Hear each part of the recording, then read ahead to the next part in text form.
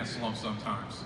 But when you take yourself out of the equation and not make it all about you, and you're worried about the other people, you're gonna get back to work.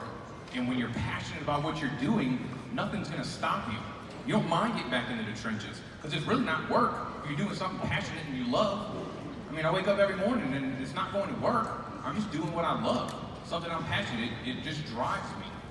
And can I ask you a question? If there's a continuum of, on this side it's number one, and that is all product and opportunity is evil and you shouldn't even want money. And on this side is 100, it's all money, forget about the product, doesn't even matter how we get there. Where have you been over the last 3 years?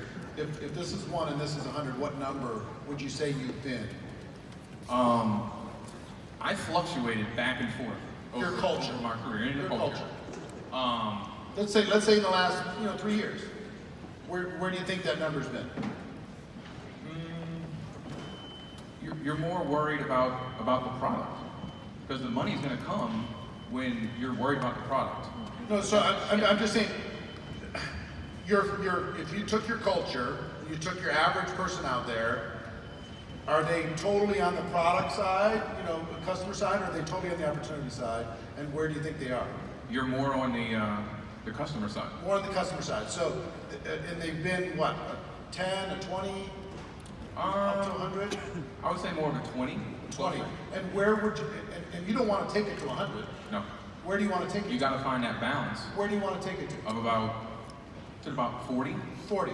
So you're trying to shift your culture from 20 to 40.